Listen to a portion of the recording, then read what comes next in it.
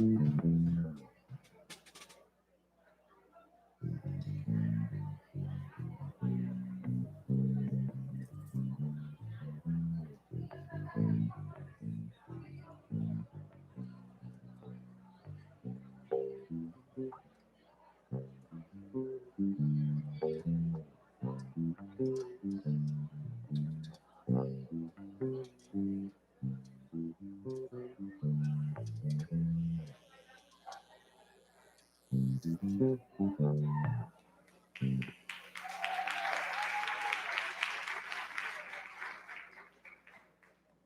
everybody, and welcome to Crystal Theater. We are so excited for the final performance of Louder Than Words, our 30th anniversary production, believe it or not, of this show, okay? Dave wrote this, and I wrote the music and lyrics, and it was premiered in New Canaan, right, Dave? We did it at Powerhouse. That was before we had a theater. And so since then, it's had maybe 11, 12 productions. We've done it at the University of Maine. We've done it with adults, usually with high school students, but it's one of our favorite shows. So we're so glad that you could be here to share it with us and our wonderful cast. We have 7 graduating seniors today. Their names are listed in the program, and you'll be introduced to them afterwards. But wonderful, wonderful group of students. We're going to be so sad to miss them, and I'm very happy to see so many of our alumni back here today. I also am thrilled to see Sharp Romanton, who's been our choreographer for like 32 years. Yay! So it's kind of like Old Home Week at Crystal Theater today. Just a few notes. If you want a DVD, we're doing something new. We're hoping we're doing something new. It's since nobody has any DVD players anymore. Okay, so those of us who are older, it's like, what do you mean DVD? I'm still using the videotapes. All right. It's like, okay, so now they're to the point where our computers don't have those. So now you've got to like download it.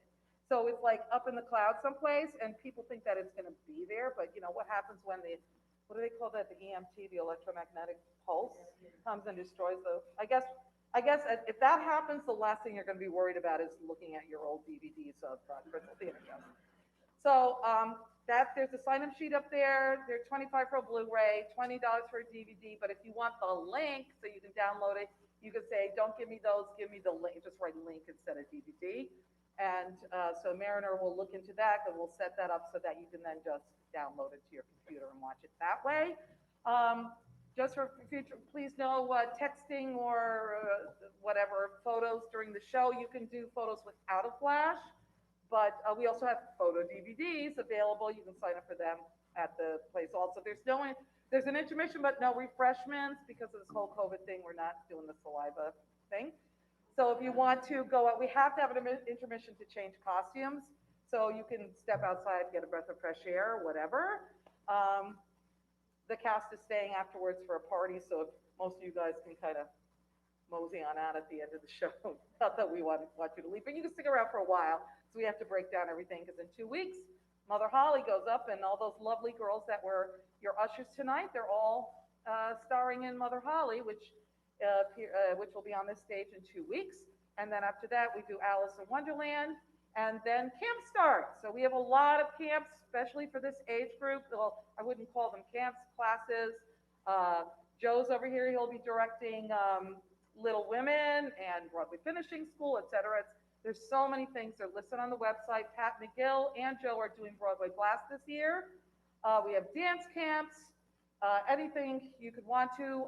In the fall, we'll be doing auditions for Rising Stars, our diploma program, which is a really great deal if you look into it any place else.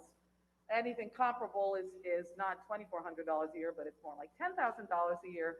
And I could just tell you Joe's track record. All of his students, all of these, they all get into top schools for musical theater, and it's very, very competitive. So that's something to keep in mind. Thank you, Joe. Yay.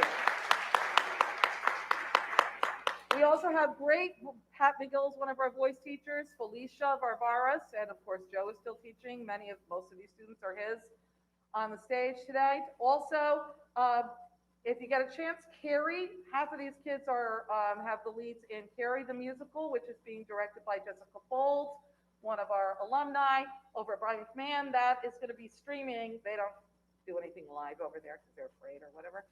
So they haven't, I guess they haven't learned about masks yet, but that's okay.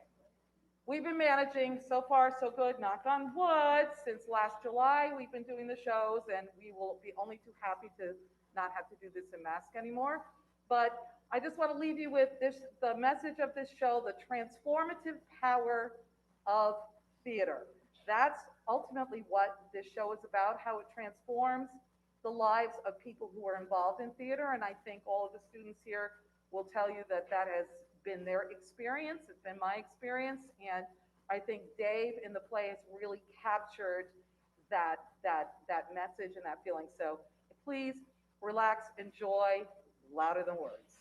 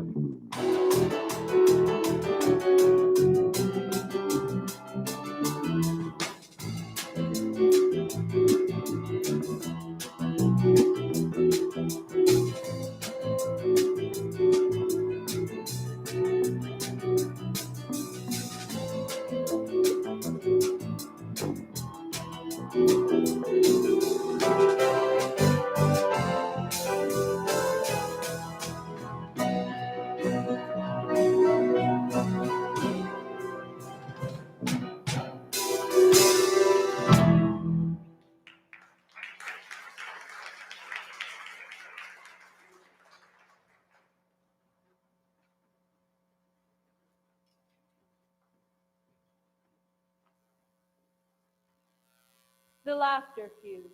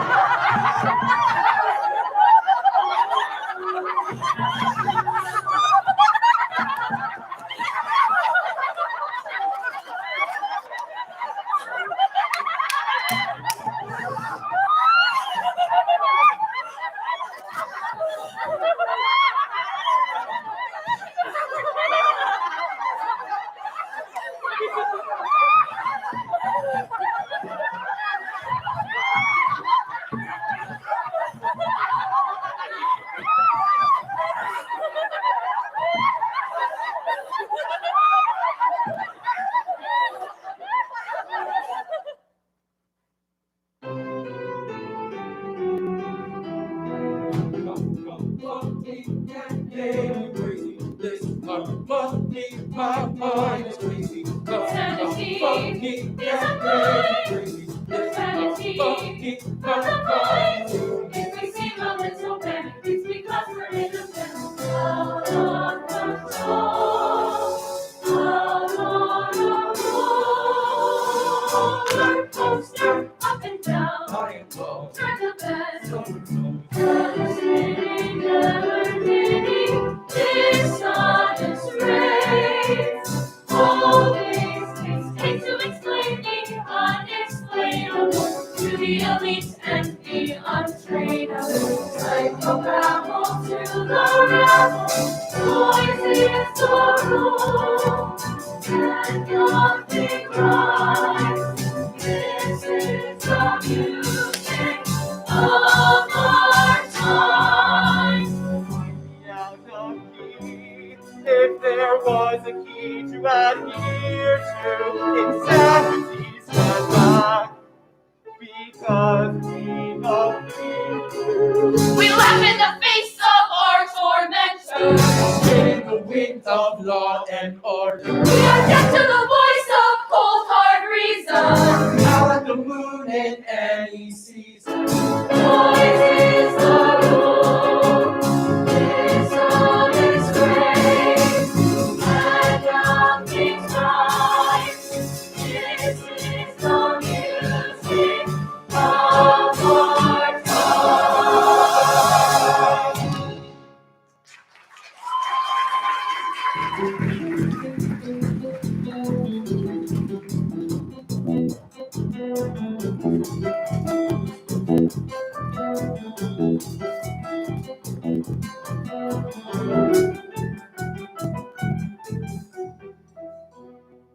The new arrival.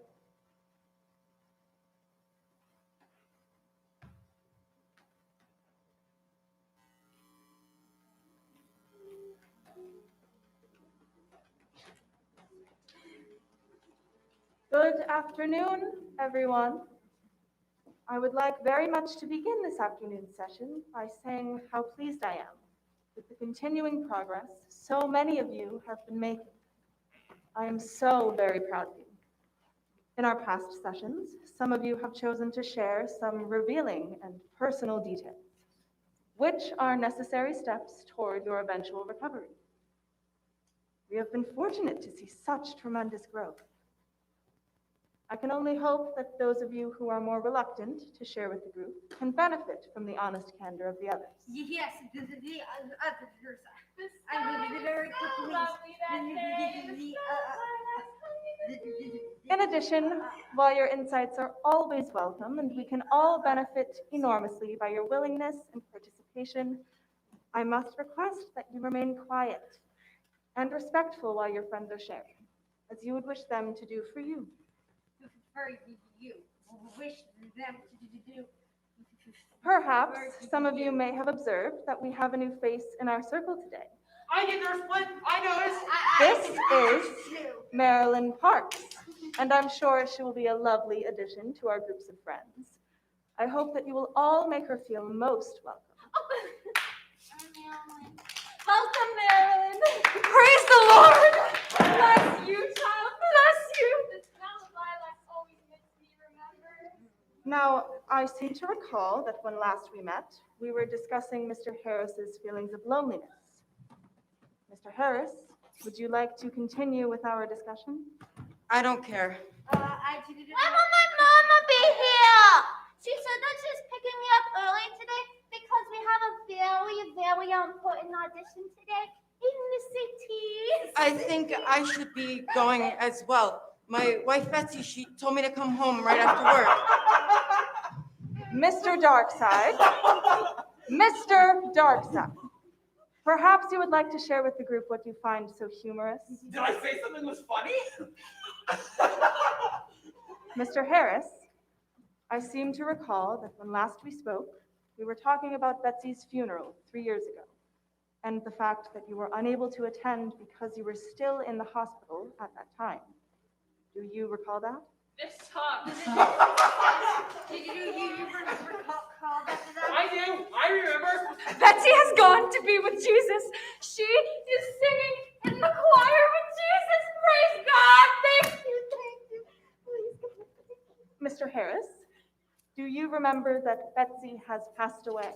Yes, and she needs me. She needs me to come home right now.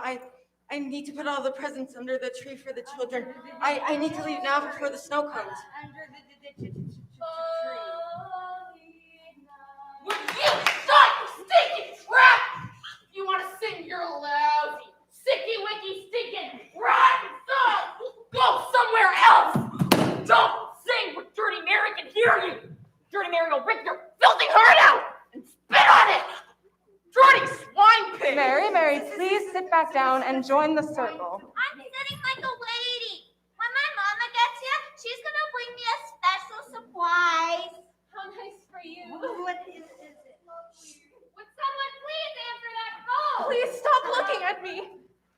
Why are you always looking at me? Nestwin, please make him stop looking at me. Mr. Franklin, do you hear that Mrs. Clark is annoyed by your staring at her? It appears to be making her feel uncomfortable. Is that your wish to make Mrs. Clark feel uncomfortable? I want her to come sit on my lap. I want her to come back to me again. I want her to be the way she was before. You're scaring me. I don't like it here. I want to go home to my family. My husband needs me and my babies. I miss my babies. Go on about your rat babies.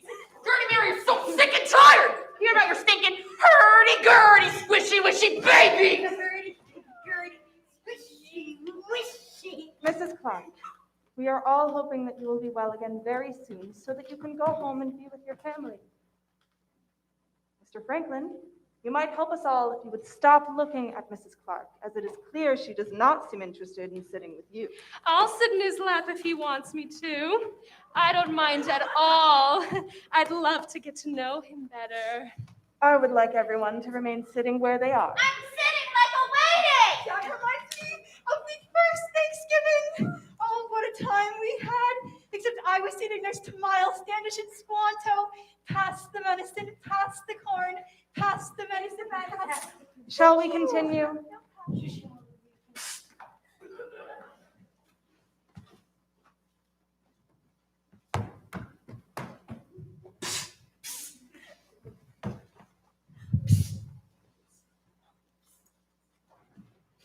It is certainly not my intention to interfere with the mental rehabilitation process of so many misguided and troubled unfortunates. However, I realize that with my expert assistance, we might be able to expedite the emotional behavior modification process in a more rapid and compassionate manner and achieve a most significant victory. Victory. Thank you for your offer, Mr. Shroud. However, I would like to remind you that while as a patient, your suggestions are always welcome, I feel confident that I can manage the group quite effectively. As you desire, madam. Please do not hesitate to alert me if you need my assistance. Just give me a subtle sign like this. I'm sure that won't be necessary, Mr. Shroud. All right, boys and girls, time for refreshments. Here you are, Mary, my love. How's my favorite girl today? Shut your flippity trap and give me the Freddie pills, you Mr. Smartass. Mary, you love me and you know it. Dirty Mary don't love nobody or nothing. Here you are, Amanda. It's time for your medicine. Don't you want your pill? Amanda? Victor. She can't see or hear you. That's right. She's Helen Keller this week. Okay, here you are, Helen. Drink this water. Good girl. Who's next? Betty, my favorite girl. This little cup has your name on it. No! It's all right, Mrs. Kidd. It's all right. You must take your medication. It will help you feel more relaxed. It makes me forget it. I don't like it. It's all right, Mrs. Kidd. Betty, my favorite girl, help us out here. Go bring you sweet dreams. And you don't want your old pal Vic to get in trouble for not doing his job. I don't want anyone to get in trouble. Alrighty then, let's get on with it. Okay, Victor. You say so. Good girl. Would I steer my girl wrong? Where's Darla? Good job. This little pill has your name on it. That's fine. I don't mind at all. Oh, I love my medicine. It makes me feel so contented.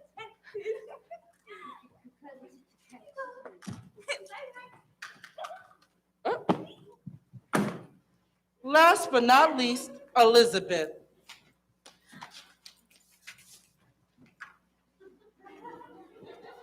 Communion time. The bread of God.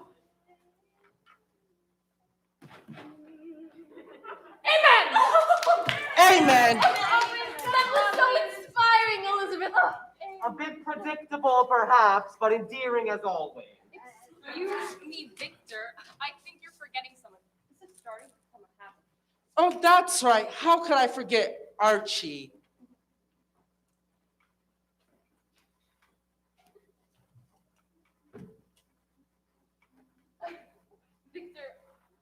Archie's over there. Come on, Archie, sit with me. Hi, Archie. Well, thank you, Victor, for your always entertaining medication distribution. Now, shall we continue with our discussion? I'd like to continue. Now, Mr. Harris, I will ask one more time. Do you wish to continue with our Sorry to interrupt, Nurse Flint. However, we were hoping we might be able to take just a few moments of your time to speak with you privately. I've had Nurse Frank relieved of her nurse's station to come and sit with the group as we speak, if you don't mind. I don't mind. I didn't As know you my see mind, fit, but Dr. Churchill. I need to step out of the day room for a moment. However, I would like everyone to remain seated where they are and give Nurse Frank your complete cooperation. Perhaps you should all breathe and close your eyes and relax your minds. And I will be back momentarily.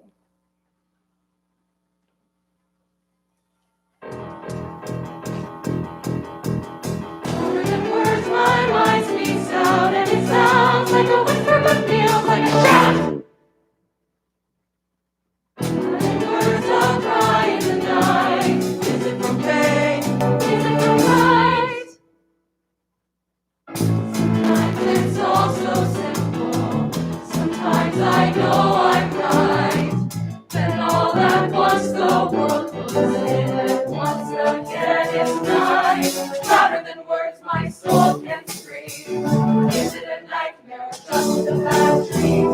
Louder than words can ever say. Feelings emerge in a crazy way. Sometimes my mind is lucid. Sometimes it's all so clear. And then that wall comes down and I try to speak, but the world can't hear. There is a path, but who has got the key to open the door that leads to me?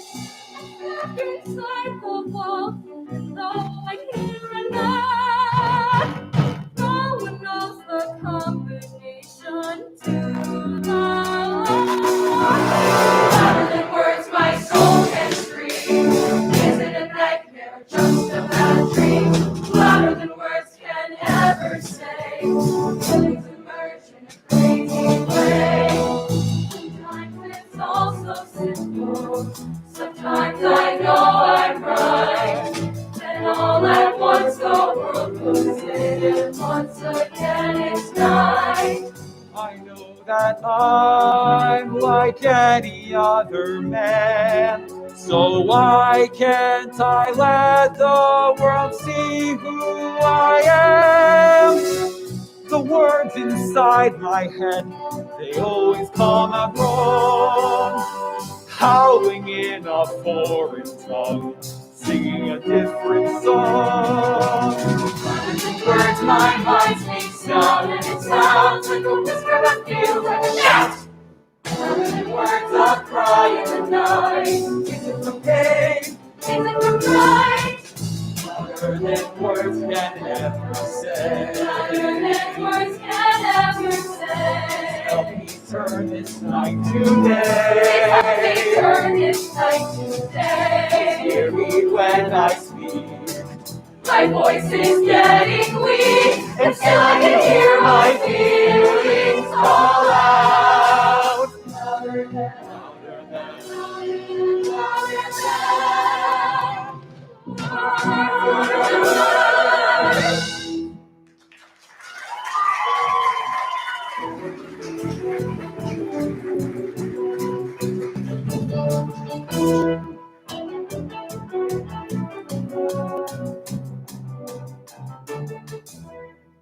The vision.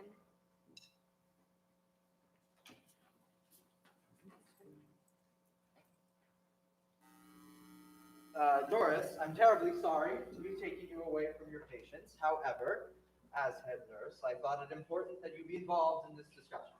What is it, Dr. Churchill? Well, first, I would like to introduce you to the young man who will be spending the next few weeks with us, completing his graduate internship from the University of Michigan. This is Thomas Brennan. Thomas. This is head nurse Doris Flint. You can call me Tom. Hello. Thomas is sent to us because he is the first recipient of the Arthur A. Barkley Award. For excellence in a chosen psychological field. Yes, and of course, you remember Mrs. Amanda Barkley, chairperson on the hospital board of directors. Of course. How good to see you again. Mrs. Barkley's late husband provided the funds for Thomas's internship with us. I see. And what exactly does this internship involve, Mr. Brennan? What is your objective? My objective? Well, since my major is in psychology and my minor's in humanities with an emphasis on theater arts, I thought I would conduct a theater class with the patients. Just some, acting exercises and theater games, which would culminate in a small performance. Perhaps for the rest of the hospital community? Are you talking about doing psychodrama with these patients? No, Dr. Churchill. I find theater psychological enough in and of itself. I'm afraid that since I find your proposal both overly ambitious and somewhat naive, I feel I must convey that I do not find it to be in the best interest of the patients. I'm sorry. Well, I would be very sensitive to the individual needs of the patients, Nurse Flint, and I think that it would be extremely beneficial to their self-esteem and confidence building. I am sure they'll benefit tremendously from this activity and learn to work cooperatively with others and develop a sense of ensemble. Mr. Brennan, perhaps I should remind you that I have worked very intimately with these patients for the past 9 years and feel quite capable of determining what experiences would best benefit them, as well as those that would have an adverse effect on their recovery. And might I, in return, remind you, Doris Flint, that I'm a strong, passionate supporter of the arts and the principal financial benefactor of this hospital. And I agree with Mr. Brennan's overly ambitious and somewhat naive proposal and applaud him. It is time that this institution had some fresh blood to provide some much needed stimulation around here.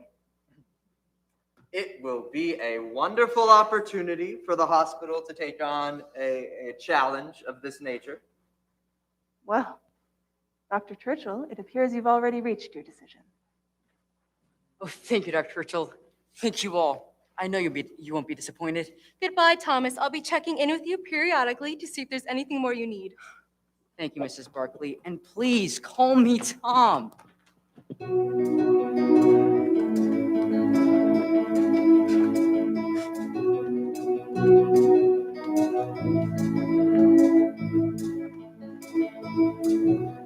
Making a difference, my life to your life. Each strikes a spark and each leaves its mark. Each in our own way, touching each other, helping a brother out of the dark. We connect and we intersect.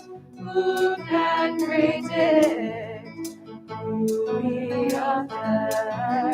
Making a difference, my life to your life. Each strikes a spark and each leaves its mark. Each in our own way, touching each other, helping a brother out of the dark. For every action, there's a reaction. That's the attraction needed for me. By my insistence, I alter existence, counter resistance to my philosophy. When I was younger and seeking my role, finding some way to change the world became my goal. While you're adjusting to feelings of trusting, anger is rusting away in the rain. Start contemplating a system of rating, the world for not hating, eliminate pain. For years, I was in a position where I had to listen to everyone's views but my own. Now, I have the vision to make some decisions, to fight inertia, to go it alone. Bureaucracy is resistant to change. It stands in the way of things to be arranged. With money comes power and the chance to direct. Behind the scenes, I have the means to influence into effect. Making a difference, my life to your life. Each strikes a spark and each leaves its mark.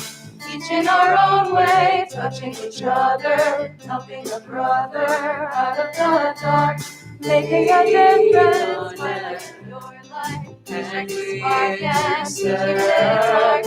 Each in our own way, touching each other, helping a brother out of the dark. Structure is the key, discipline, reality, sequence and security, the only way to surety. Sameness is sameness, the status quo is blameless. Rules and regulations ensure good relations. My ways of appeasement to game of pleasement to engender appeasement to hostility. My methods of agreement to every plea sent to me for increasement to tranquility. Don't offend, always pretend you're in accord with each opinion you hear. Don't alarm, always use charm, and whatever you do, make sure you cover your rear. We connect and we intersect. Who can predict who we affect? We connect and we intersect. Who can predict who we affect? We connect and we intersect. Who can predict who we affect? We connect and we intersect. Who can predict who we affect? We connect and we intersect. Who can predict who we affect?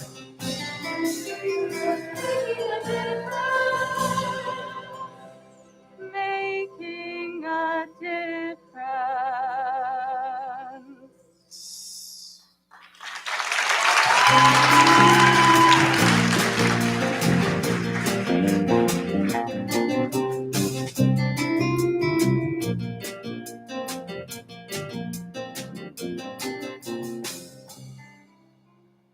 Theater games.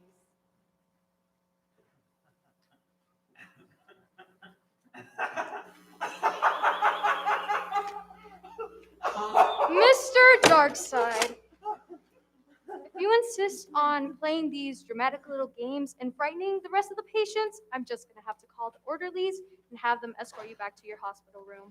Did I say something wrong? You and I both know I wouldn't say or do anything to frighten or offend anyone. I didn't frighten anyone, did I? Did I? Of course not. There you see, it was all in your mind. I think you're working too hard. Why don't you take a long vacation and try to rest that pretty little head of yours, Roberta? Call me Nurse Frank, and while I appreciate your concern about my well-being, let's consider whose mental health is in question, shall we? You're just in time, Victor. Please escort Mr. Darkside back to his room. He's casting somewhat of a negative shadow on our party. Come along, Arden. Let's get you home. Who are you, my date for the evening? Sorry, you're not my type. I don't go out with arsonists. Everyone, Nurse Frank, hello. I have some exciting news for all of you. This is Thomas Brennan, who will be staying with us for the next few weeks and offering a stage acting class for anyone who may be interested in participating in a play. Welcome, Thomas.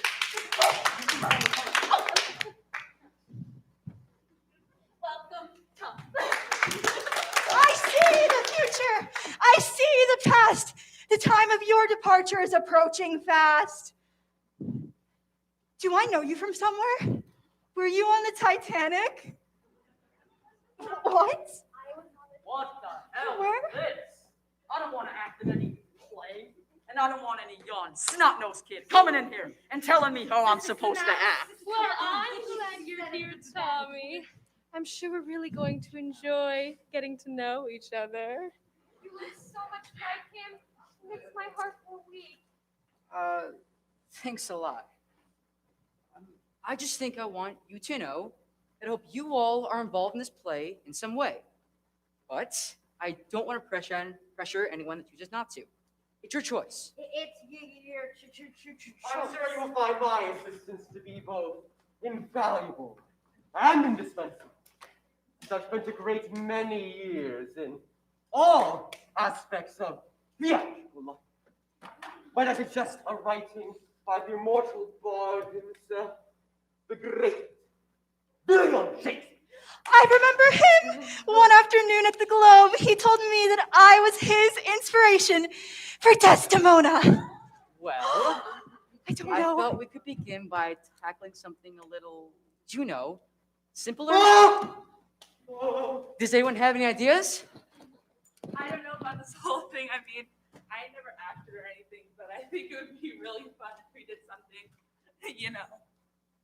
something intense.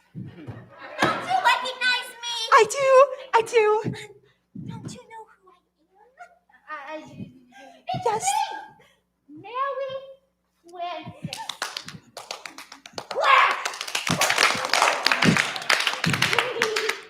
I've been in more plays and made more movies than you can shake a stick at. I can play all the children's parts. Archie and I can sing a little duet. He sings like a bird. I'll try to remember that. I want to do a story from the Old Testament. A story about miracles. No, there aren't enough good miracles anymore. All right. Well, there's an idea. Yes, Elizabeth, that sounds lovely. Oh, I can see it now. The whole sky opening up and a choir of angels dancing down. I do so love interpretive dance. Oh, and I could be the little matchbox for angels.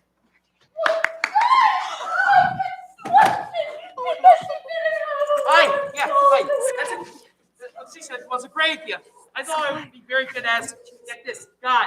I'm not a great actor or anything, but I have done some, but whatever, I can be very, very loud, just like God! God is not loud!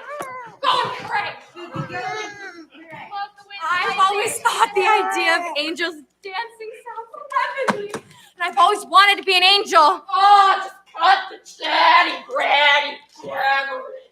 If anybody's gonna be the glowing angel, it's Dirty Mary. Dirty Mary's the only one who knows how it feels to be a cussed angel.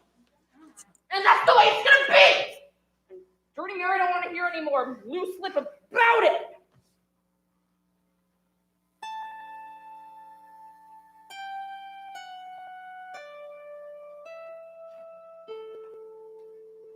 I used to imagine that I was an angel floating in space, drifting on a cloud. An angel, a beautiful angel, only in my daydreams, never spoken out loud, never spoken out loud. In my mind I would fly high above through the sky with memories on my face and the sun in my hair and the music of birds and of bells followed me everywhere. I used to imagine that I was an angel floating in space, drifting on a cloud. An angel, a beautiful angel,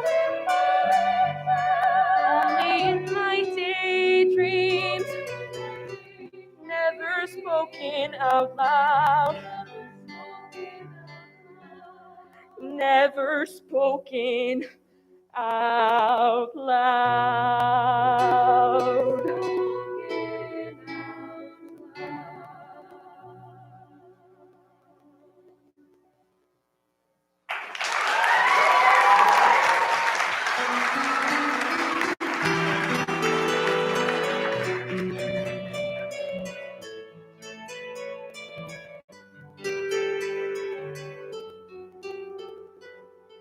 The auditions.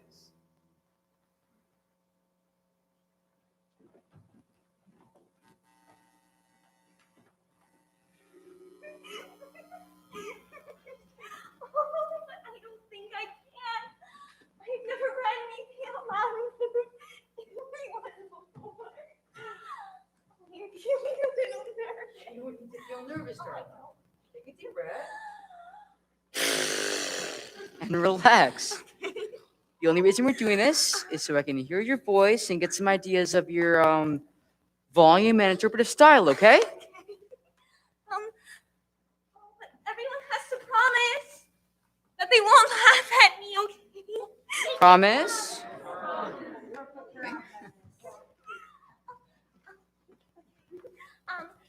This is a poem by William called The Red Wheelbarrow. Okay, here comes. So much depends upon a red wheelbarrow blazed with rainwater beside the white chicken.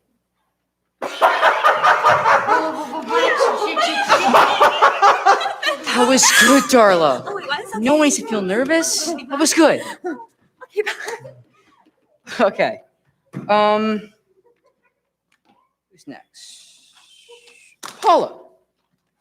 Would you like to read something for us now? No. No. No. Why? Because why? Because I can't. What do you mean you can't? Sure you can. No, I can't. I don't know how to read. Well, that's okay. Is there anyone else here who doesn't know how to read? Oh, never mind, sorry. That's all right. We'll just have to work around it. Does anyone know a poem they can say? I do. Great. Why do you say a poem for me? There once was a man from Nantucket who had a dawn so long. That's great.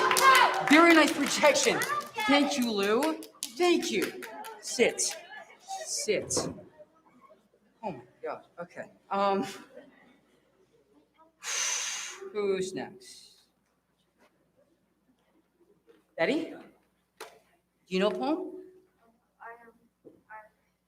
I know. Pea porridge hot. All right. Let's hear that then.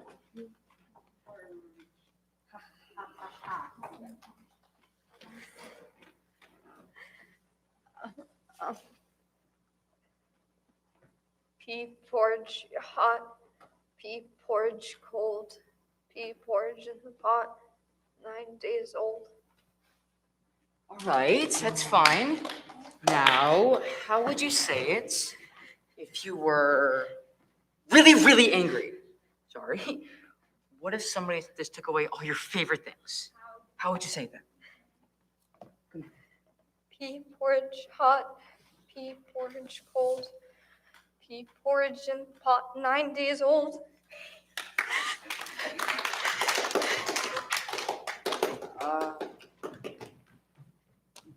That was good. Who's next? Out, brief candle! Life is but a walking shadow, a poor player who struts and frets his hour upon the stage, and then is heard no more. A tale told by an idiot, full of sound and fury, and signifying nothing.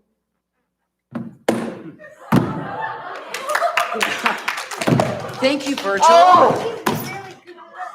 Come on. That was very well prepared. It was my distinguished honor. Yes.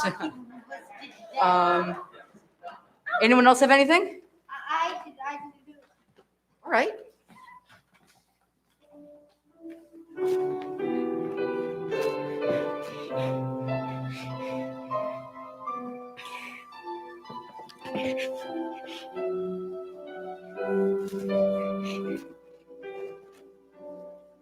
Oh, Annie, boy, the pipes are calling from glen to glen and down the mountainside.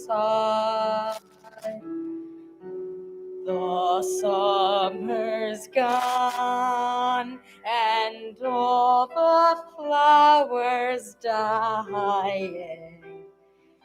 It's you, must go and I must bide. But come ye back when summer's in the meadow, or when the valley's hushed and white with snow. I'll be here in sunshine or in shadow.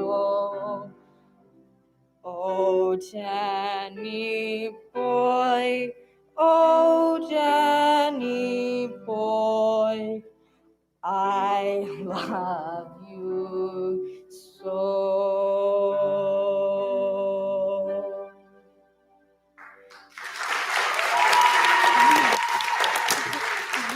That was beautiful. That was beautiful. Thank you.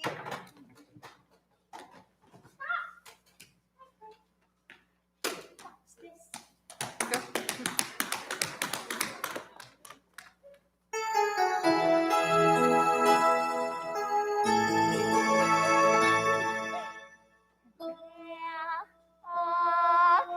All kinds of girls in this world. Ones with hair that is straight or with hair that is curled.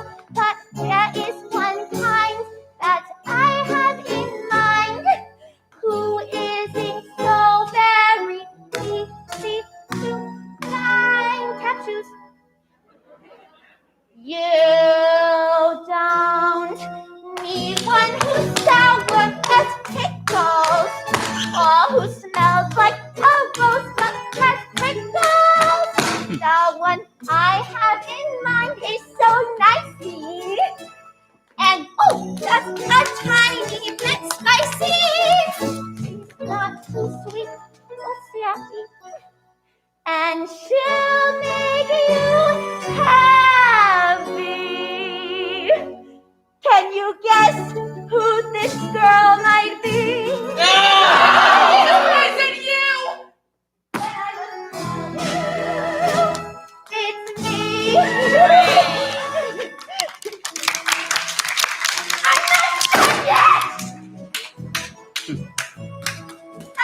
Stop, don't touch it. It's a vintage.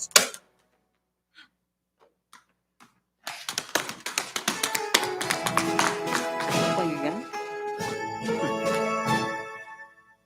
I'm a sweet little gingerbread girl with angel food hair and caramel curls.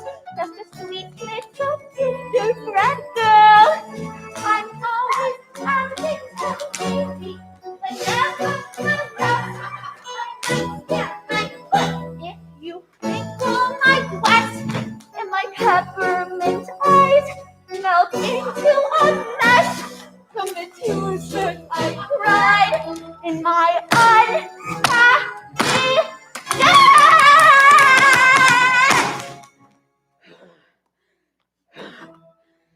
I'm a sweet little gingerbread girl, like chocolate.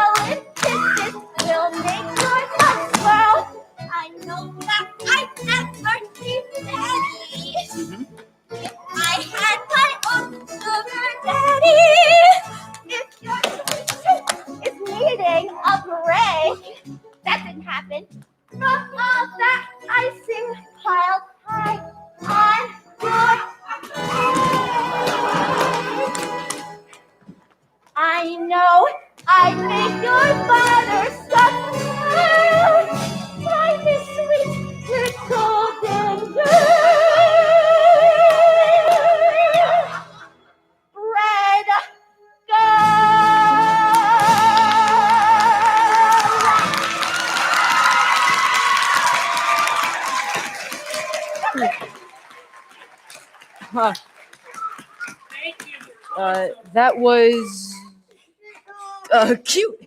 I know. I've been in more shows than I can count, and I'm very good.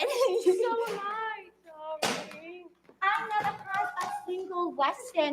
I have natural ability, you know. So do I, Tommy. That's what my agent says. I've never been to school because everybody's always dying to hire me, and I'm so busy. So you better call my agent if you want to get on the bandwagon. That's good to know.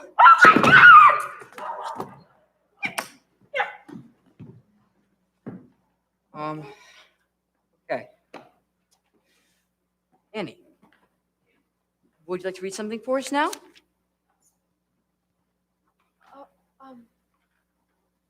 I can sing you a song I used to sing to my babies before the accident.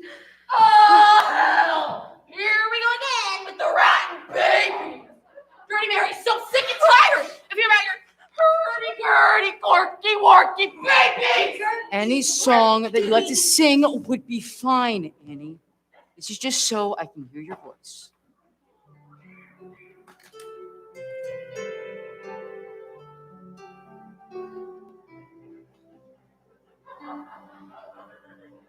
Sleep, my baby, sleep. Darkness is gathering nigh. Sleep, my baby, sleep. Mother is standing by. Nothing can hurt you now. Mother is here, holding you close as you dream. Sleep, my baby, sleep. Darkness is gathering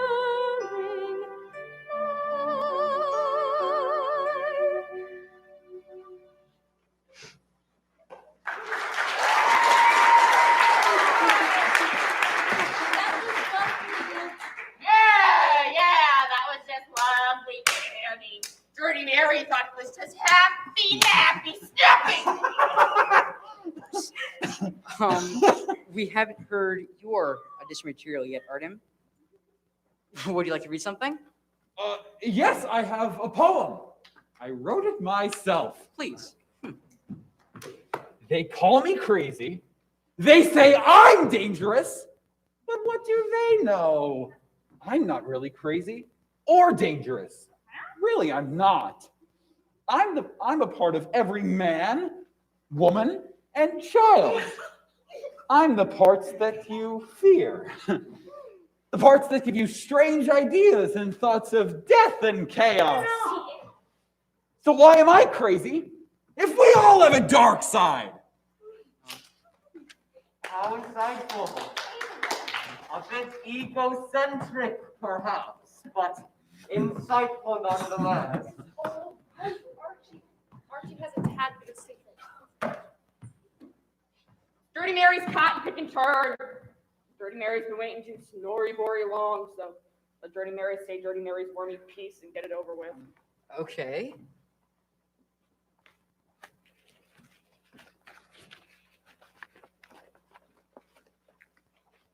Shall I compare thee to a summer's day? Thou art more lovely and more temperate. Rough winds do shake the darling buds of May, and summer's lease hath all too sure to date. That's enough. You're fat. Thanks, Mary. That was very nice. I know! I've got natural stinking ability! And I've been more stinking shows than I can tell. And would you believe I've never had a blue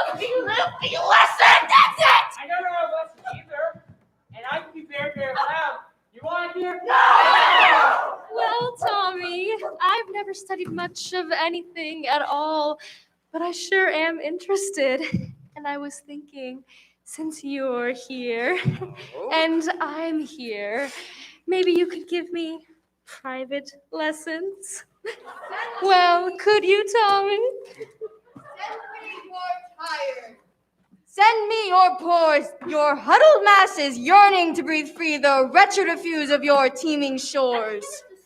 Send these the tempest tossed to me, I lift my lamp beside a golden door. Amanda, you spoke. You're not Helen Keller anymore. Oh, I can't believe it. Praise God, it's a modern day miracle.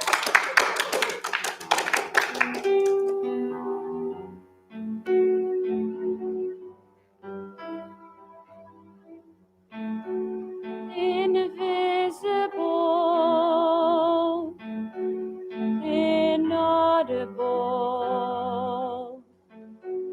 unheard, unseen,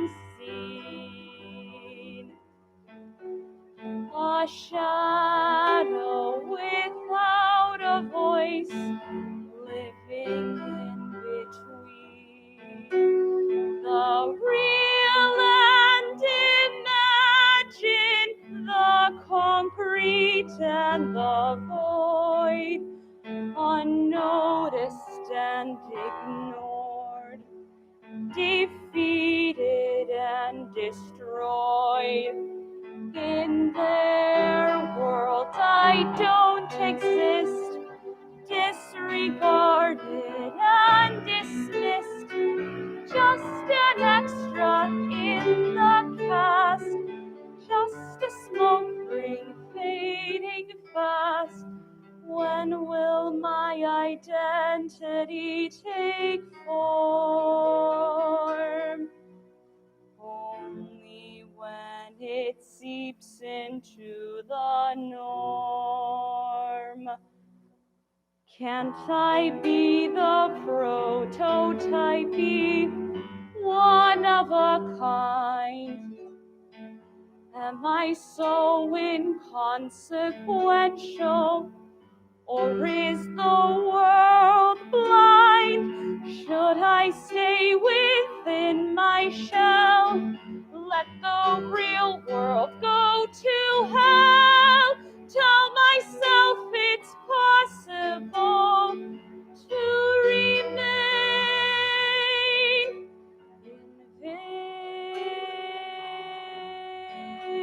invisible.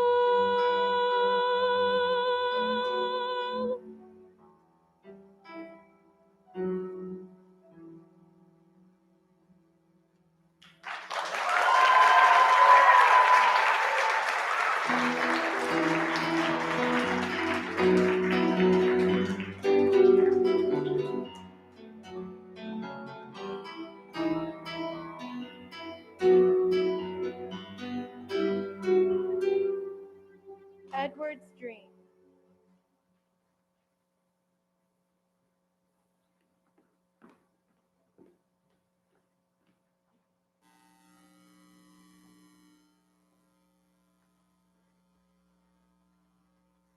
Hello, I'm home.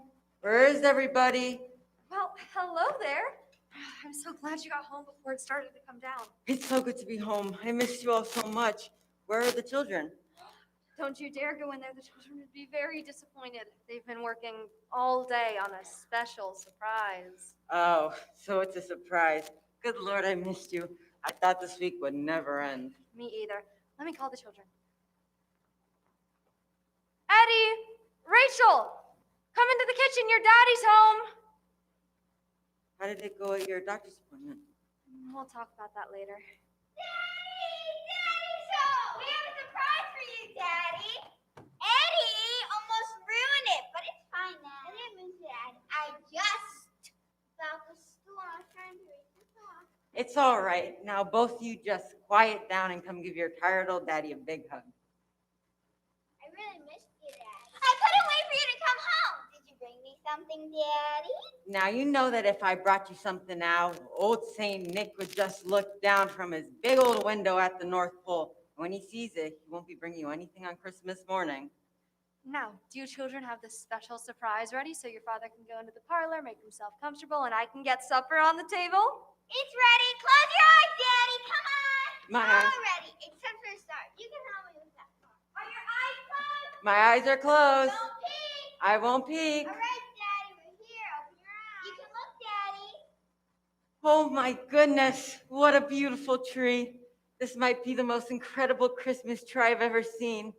What a splendid sight.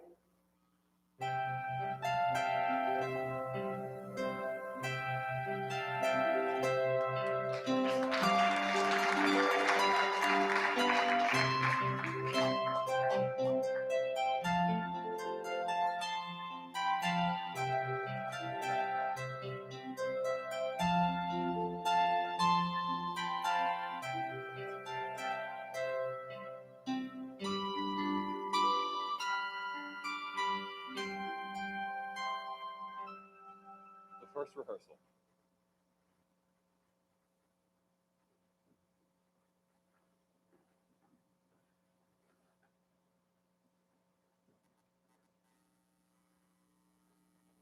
What the hell are you talking about? This don't make a damn lick of sense to me. What I'm talking about is develop your unscripted process of improvisation. In other words, I would like each of you to create a character for yourself. And then we will build our story by putting those characters together in shared situations. That's stupid. I think it's a beautiful idea. So do I, Thomas. You just need to use your imaginations. I don't have an imagination. Okay. Edward, come on. What type of character would you like to create for yourself? I could be the father. Okay. I am the father, you know. Maybe my wife and children can come see the show. That would be nice. Lillian, would you like to tell us your ideas? No, I think I'll just sit here and listen to the band. Okay. What type of character would you like to play, Annie? I will be the mother. How might we have guessed that she would have selected that role? Well, I do have two small babies. Oh, God! Baby, wavy, maybe, gravy. Wake me up when the killing starts. Mary, The babies. what role would you like to create? Dirty Mary already told you, you simpleton. Mm-hmm. Dirty Mary's gonna be the floating angel. This is charming. We have a father, a mother, a floating angel. I cannot stand the suspense in learning what other characters we will encounter in this process. I'm gonna abide my role as the Little Orphan Princess. I was nominated for a very special award for that part. Unfortunately, Lassie won that year. God, I hate that farty larky dog. All it does is whine. My mama says it's political. All right. Lillian, what would you like to be? The bride. The bride. That's a wiggle giggle jolly wally laugh. The bride of Frankenstein, maybe. Dirty Mary wants to sing in her angel choir. And that's what you'll do. Oh, Mary, what a lovely idea. Oh, an angel choir. Oh, how spiritual. Can I be in the angel choir, Tom? Oh, I can sing and I can dance. Can I be an angel? Tom, please, can I be an angel? I can be an angel bride. We may be able to incorporate that some way. Oh, this is rich. So now we have a father, a mother, a floating angel, a little orphan girl that was beaten out of an award by a colleague, and a multitude of heavenly hosts. And an angel bride. I was guessing to that. I want to sing with the angels too. Maybe me too. Can I sing with the Pardon angels? me, and I can do a little softer number. Those are all great ideas. Can I tell the audience about God's plan for salvation? That's something we can discuss together on a later date. Who else has an idea for a character? Me, I do. I want Okay. to shot. I can stand up on a ladder and shout down to everyone where to go, what to do, and I can be very, very loud. I'm convinced. Well, I can be the Virgin Mary. Uh-huh. I see. Or just about anything you'd like me to be, Tommy. Oh, this is rich. This should keep her off the streets for a while. I don't care what I am. I could be the wind, or a flame, or a snowflake, or a raindrop, or a mud puddle. I want to be a giant, so I'm not afraid of people bigger than me. Well,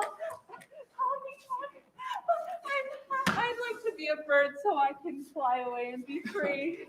Well, maybe we could have you play a messenger or something. Yeah, okay, whatever.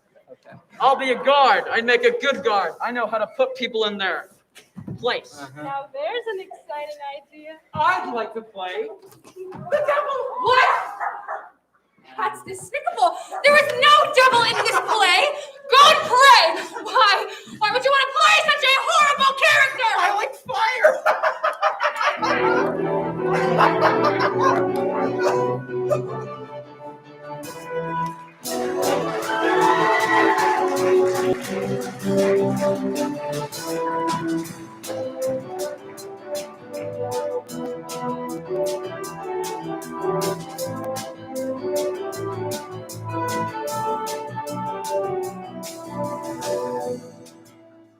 Home again.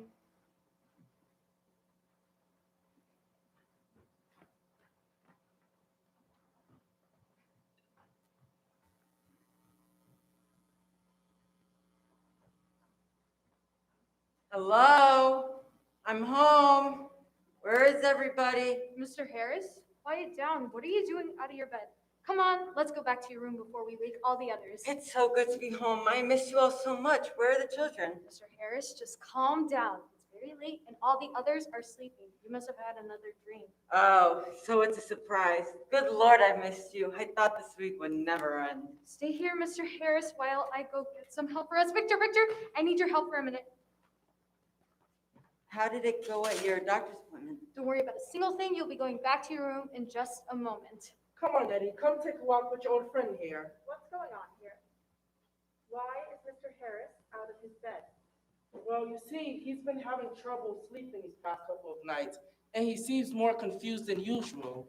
It's all right. Now, both of you just quiet down and come give your tired old daddy a big hug. All right, tired old daddy. Come on and take a walk. It's this whole theater business. It's getting the patients so worked up that it's disturbing their sleeping patterns. I saw it coming, but no one would listen. Now, you know that if I gave you your presents now, old St. Nick would just look down from his big old window at the North Pole. And when he sees it, he won't be bringing you anything on Christmas morning. I think that in general, most of the patients seem to be getting a lot of enjoyment and valuable cooperation skills from it. All that is happening is that everyone is getting worked up into a frenzy, and then you and I will be left gluing the pieces back together when this whole thing is over. I don't think I've seen some of them so happy. And we've had a lot fewer outbursts during meal times. Come on, Mr. Harris, we can all walk together. My eyes are closed. Watch your step. I won't peek. You're my man in motion. That's it, Mr. Harris, we're almost there. Oh my goodness, what a beautiful tree. This might be the most incredible Christmas tree I've ever seen. What a splendid sight.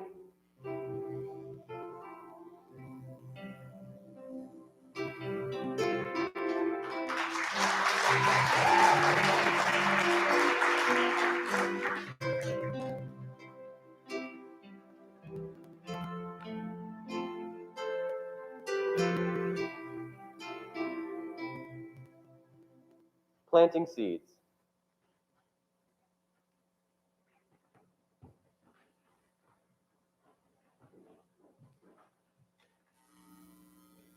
As you know, Dr. Churchill, I have disapproved of this project from the start.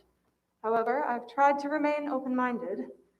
I'm sure Mr. Brennan means well. However, this entire experiment has gotten out of control. In what way? The patients have started to behave extremely erratically. They're having difficulty maintaining a regular schedule and have developed unrealistic expectations.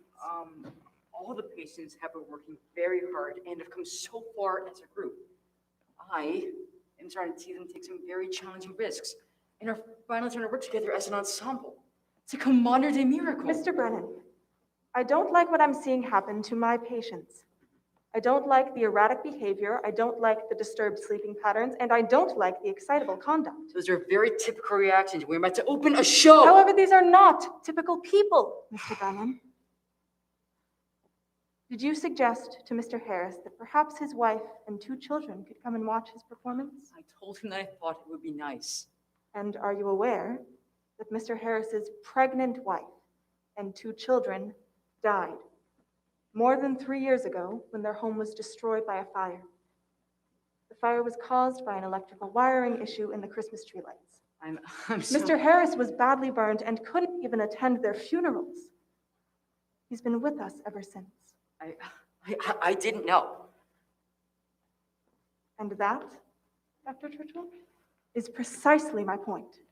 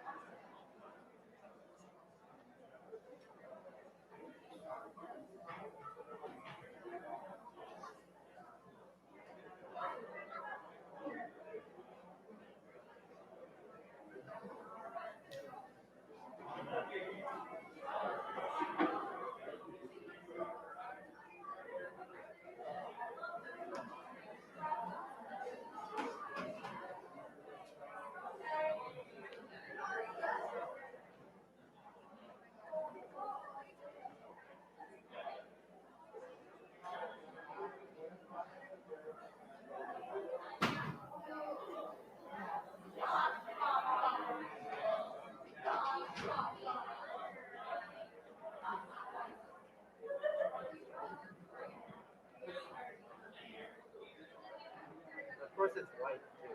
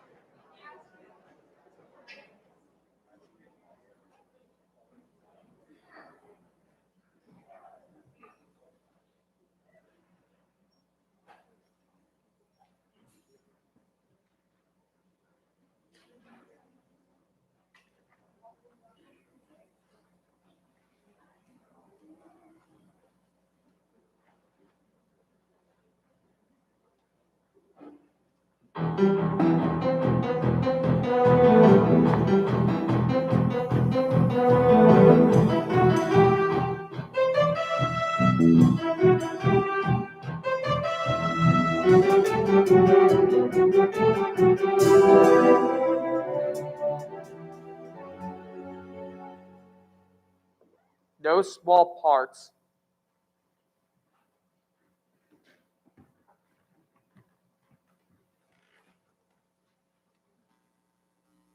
But in the oven. Stop! I cannot bear to listen to this bovine simpleton shouting his mindless dribble a moment long. If Mr. Brooks insists on paraphrasing the words that I have taken wretched attention to present on paper, then I shall refuse to placate this talentless swarm of amateurs. I insist that my words be spoken in the precise manner in which they purport. The line is, Abraham, Sarah thy wife shall indeed bear a son, and thou shalt call him Isaac. The line is not, hey old man, guess what? Your wife's got a bun in the oven. Hey, don't have a hissy fit. It's the same thing.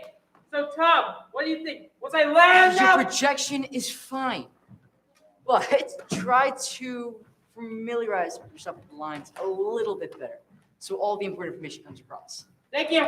What's the deal with this part of the story anyway? You're trying to tell me that this guy, Abraham, is 100 years old. His wife is in her freaking 90s, and they're gonna have a kid. How the hell did he,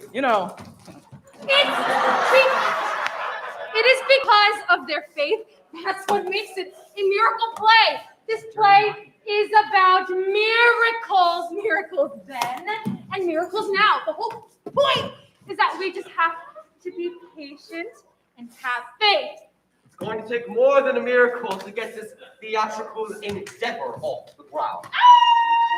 Isn't my turn yet? I've been waiting a long time. No, Darla. Oh, You need to wait for your cue. what is that again? You are the wind. You serve as a sort of framing device for the story. You help the audience to recognize the transition points by moving the story along. You represent the change in mood and location. Well, should I tell them I'm the wind? I could wear a big sign or something. How else would they know? Good, actress. Doesn't need to tell them anything. They should be able to sense it from your aura. You must admit the essence of your character, which they will recognize. Just don't blame me if no one knows what I'm supposed to be. What's that in the road? Ahead? Mary, quite contrary. The line is, what is that in the road ahead? That's what Dirty Mary said, you sicky pricky dancer prancer. All right, Mary. Let us try the line once again. Proceed. What's that in the road? Ahead? All right. We've been at this for a while now. Why don't y'all take a break while I look at the next section? Here we go. Let me see the elicitation number. Why do you have a microphone? I don't think that'll be necessary. Okay, places, please. Places. Let's see what we got.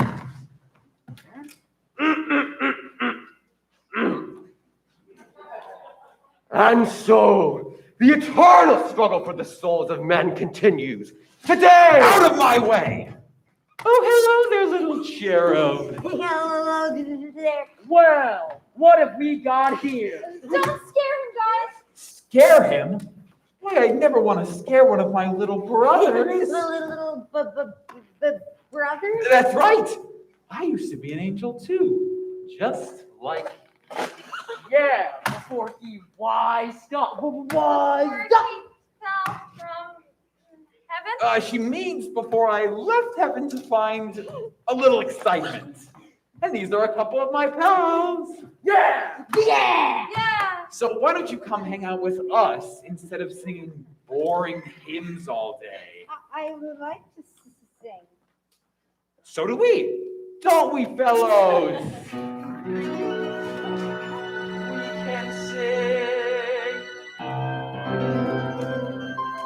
We can dance.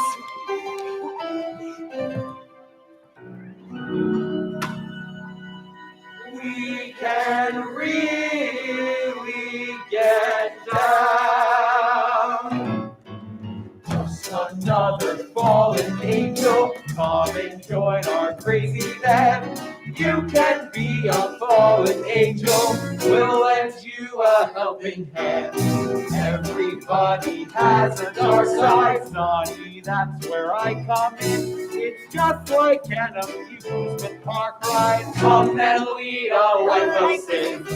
Dark side, everybody's got a dark side. False pride won't help you now, so don't try to hide the naughtiness inside there. Let the real you come out. There's another way beside prayer. I can help without a doubt. Stand back, devil. Get back, devil. Stand back, devil. For there's a power bigger than you. I'll get you back, you evil Satan, or you'll find out what's in store. Don't you know that Gabriel's waiting for the saints at heaven's door? Hear our mighty angel chorus, we will drown you out for sure. Paradise is waiting for us when we reach that heavenly shore. Good side, everybody's got a good side. Misguide is what they do, so listen up and get you back, you evil Satan, or you'll find out what's in store. Don't you know that Gabriel's waiting for the saints at heaven's door? Get back, Another fallen angel. Get back. Come and join our crazy band. Get back. You can be a fallen angel. Get back. Everybody has a dark side, Sonny, that's where I come in.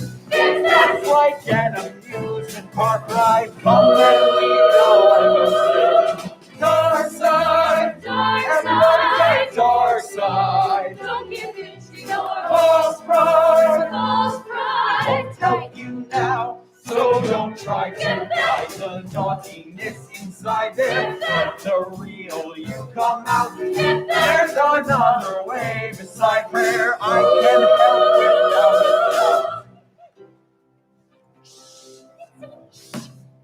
I have a message from the man up there. He says, devil be gone or beware. That's right. Fallen angel, come and join our crazy band. You can be a fallen angel. Everybody has a dark side. Sonny, that's where I come in. That's like an amusement park ride. Dark side, dark side. Don't give in to your False pride false pride. won't help you now, so don't try to Get back. hide the naughtiness inside there. Get back. The real you come out. Get back. There's another way beside prayer. I can help. Get back. I can help. Get back. I can help.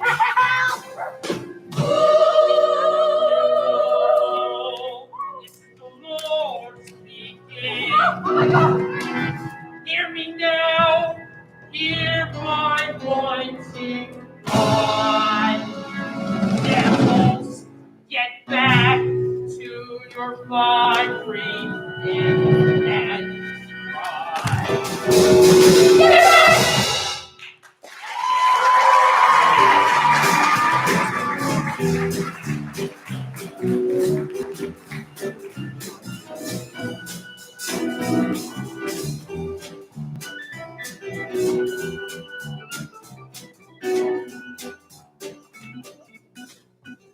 On the seventh day,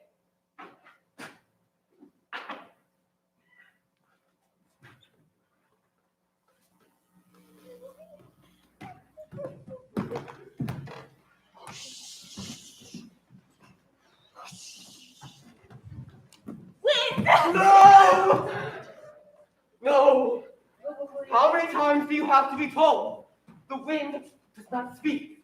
And most importantly, the wind does not giggle. All right, everybody except for the angels, Go take a break. Go get a drink of water or use the facilities or whatever you need to do now, because I need everyone back in the day room after the angel anthem. When am I going to be able to say my piece about God's plan for believers? It is not necessary in the theater to present information in such a literal way. All the messages are in the story. He's right, Elizabeth. It is our jobs as actors to get the audience thinking and feeling. They come to be entertained, not bored by a sermon on temperance and morality from you. I remember what John the Baptist once told me. Don't you have a house to haunt or something? Can we just get on with the rehearsal? All right, quickly, onward to your informations. Let's see what we got. I would like this song.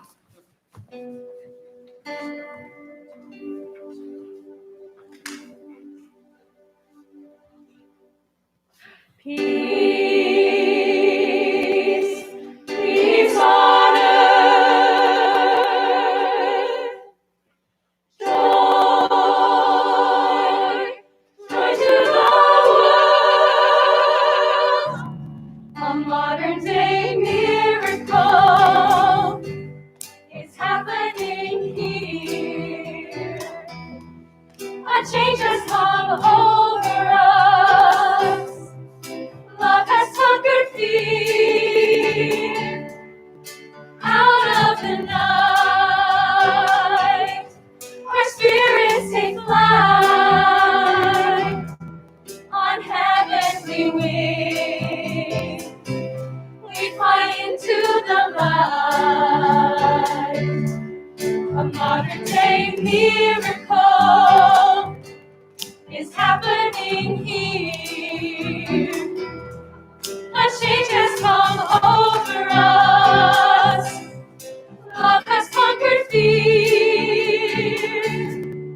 Love is the answer. Kindness the way.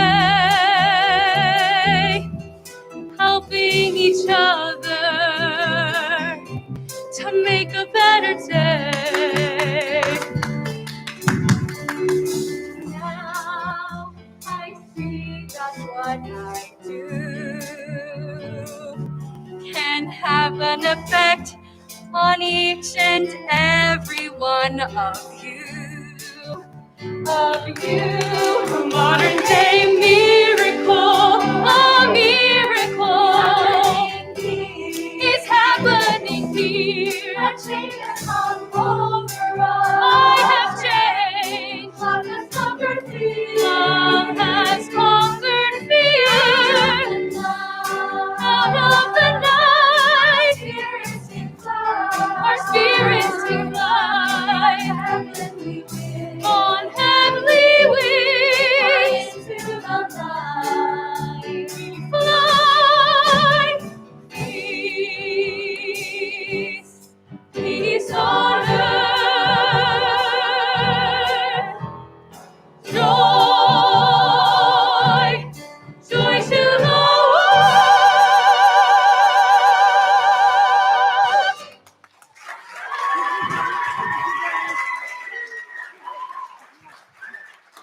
That's gonna look great. It was satisfactory. Mary, can you try to look a little more holy and less like a corpse wrapped in a sheet? Well, why don't you go and soak your floaty head in a icy swamp, you big turd! Mary, why are you crying? Dirty Mary don't want to be no floating angel no more. Of course you do. You're a wonderful angel. Virgil didn't mean to hurt your feelings. He just needs to feel more important. He needs you as an angel, Mary. I bet you dreamt and pretended of this since you're a little girl. Dirty Mary wasn't ugly then. Mary, you're not ugly now. In the name of Shakespeare is happening.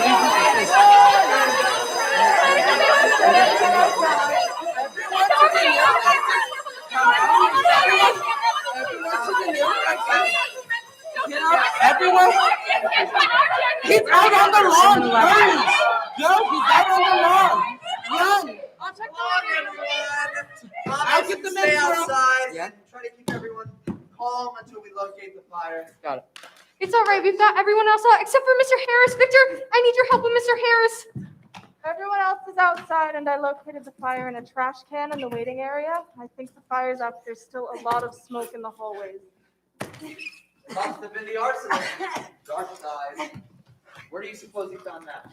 Come on, Eddie. We have to get you outside with the others. Betsy! Come on, Mr. Harris. There you are! We've got to get you outside. You've got to help us help you.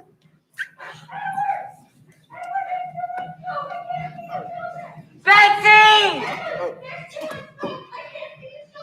Betsy, there you are! He's panicked. We need more help over here. Somebody help! Come on, Mr. Harris. Everyone else is outside. We need to join them.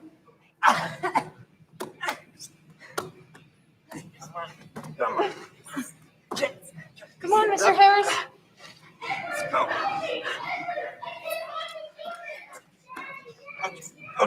Come on, Edward. We're almost there. Eddie! Mr. Harris.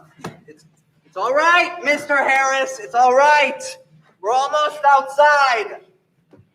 It's all over. It's all over. Betsy!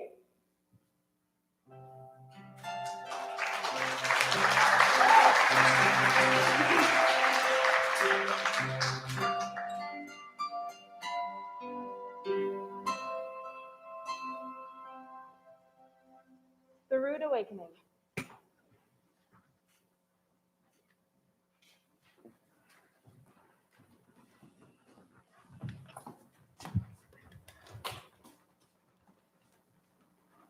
Why does she keep doing that? She keeps doing that. She's still copying me. It's not fair. People are stupid. Mary Frances, it's all right. Calm down. You know how Amanda goes through these periods? She selects a different character to hide behind when she feels it's too hard to be herself. She was the Statue of Liberty, and before that, she thought she was Helen Keller. Remember when she thought she was Lady Godiva for a month? We couldn't keep her clothes on her. Why does she have to copy me? She's not copying you. She honestly thinks she's the little orphan princess. She must have seen the movie when she was a little girl and is living the part. You should feel complimented. After all, imitation is the highest form of flattery. Excuse me, have you seen Thomas? He's in a meeting with Dr. Churchill, but he should be here anytime now. But that's my part. I don't want her copying me. Why couldn't she be Walt Disney or Betty Crocker or someone like that? Now you listen to me, you little witch!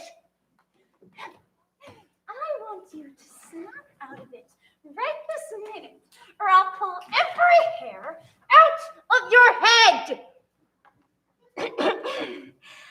I don't mind being poor. Daddy Carl loves me, and I will always be rich as long as I am loved. Listen to her! She stinks! She sounds like a broken record! I'm gonna get my agent to sue. If she thinks she's gonna do that in the show, I swear I'll sue her ass! Well, it looks like that won't be a problem. I just finished talking with Nurse Flint and Dr. Churchill, and we've decided that in view of all that has happened, we're going to cancel the show. What kind of bully-wooly trick is that?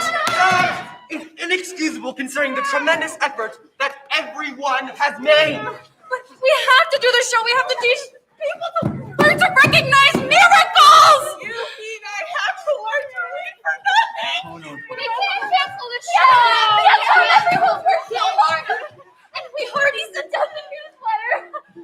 Maybe we can all sing Kumbaya and help one another! It's all our fault! We have to do the show! My mama's coming to see it! It's nobody's fault but mine. I had unrealistic expectations since the beginning. I shouldn't have pushed so hard. It's not your fault, Tommy.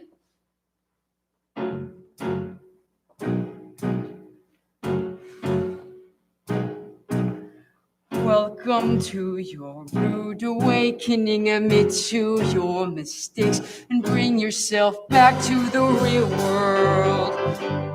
You have played a game with these innocents, turn them upside down with experiments.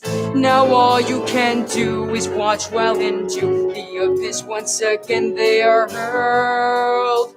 What made you think you could make a difference? What made you think they would give a damn? You screwed up by every inference. This marks the end of your dear little plan. I taught them to trust me. I said that's how it must be. Now I've let them down. You've let them Sure, down. I'm not the first, You're not but the this first. time the letdown could be their worst. Don't blame yourself, she says. It's not your fault, she says. Just call me Tom, resident jerk. What made me think I could make this thing work? Sameness is sameness. The status quo is blameless. Rules and regulations ensure constipation. What was my objective? Was it vanity? I thought it was the answer to their insanity. For every action, there's a reaction. I failed and it hurts, but it hurts more than me. See where my naive dreams have taken me. I've hit the wall, and the wall is breaking me. Night closing in, but this isn't a dream. Welcome to your rude awakening.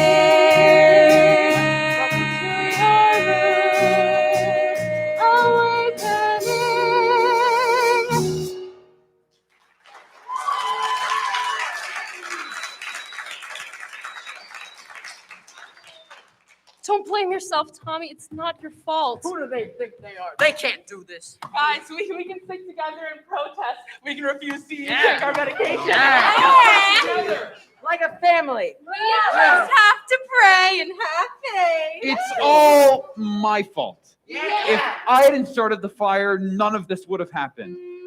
Maybe I'll tell them I'll quit the show and they'll reconsider. No! Arden, no, you can't do that, please. What do you mean it might help? Amanda, was that you? Arden, you didn't start the fire and you know it. Arden didn't start the fire. I did. Of course you did. Hey. I didn't mean to. It was an accident. A few weeks ago, we were having group out on the lawn. I found some matches and so I hid them in my shoe. But what started the fire yesterday? It was an accident. I just wanted to hold a real torch in my hand. I just wanted my statue. I didn't know that. I just wanted everyone to believe that I was the Statue of Liberty and that I meant freedom. I wanted my statue to be real. Arden, why were you going to take the blame for me? Yeah, why would you do that? Even I didn't see this one coming. Hell, I've got a reputation to live up to. That's it. I've heard all I need to hear. Come with me, Thomas. This performance will open and no one is leaving this cast. Yes! If the administration has any ideas to the contrary, they can forget about receiving one more red cent from the Barkley family inheritance. This performance will open exactly as planned, come hell or high water.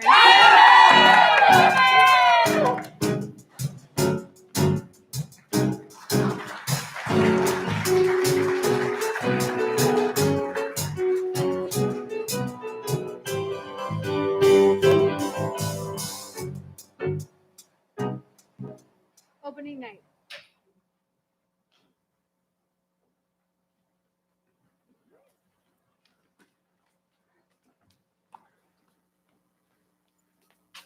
I'm so nervous. I don't want to do this. I feel like I'm gonna shake apart. I don't know why I promised myself I'd do this. I'm so scared. You'll be fine. Yeah, don't worry. We're all here with you, and we're all just as calm as can be. Oh, I think I'm gonna be sick. Well, you will just have to wait until after the performance. God is not allowed to puke. until after the audience has exited the theater. All right. Can we get everyone together for a moment, please? Come on, together. All right. 1, 2, 3, 4. Boom. Where's Mary? She's still in the changing room with Marilyn and Mary Frances. I'll go try and hurry them along. Did anyone see where I put my lilacs? I'll help you look. Hello, everyone.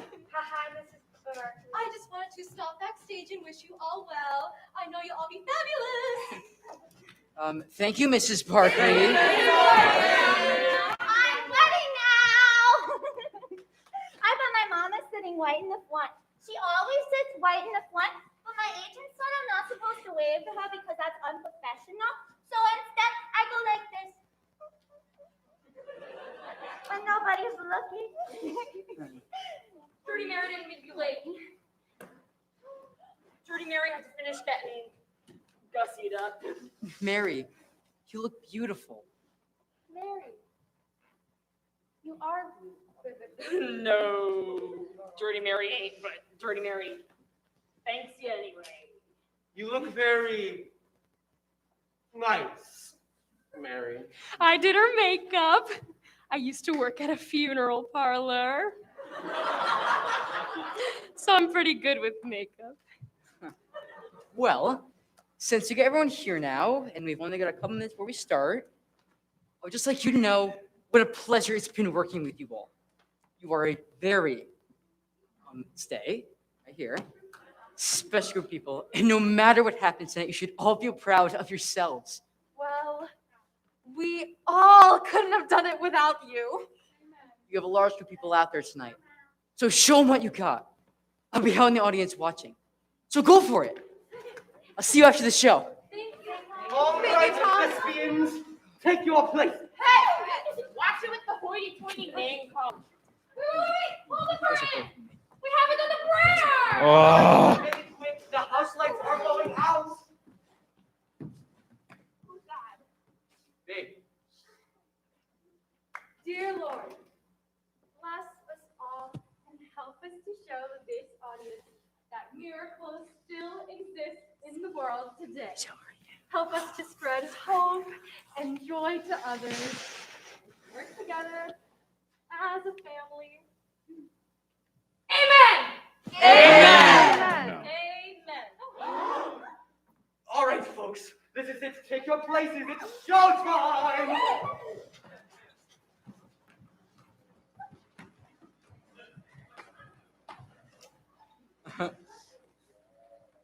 And so, the eternal struggle for the souls of men continues. Today! Out of my way! Oh, hello there, little cherub. Wow, what have we got here?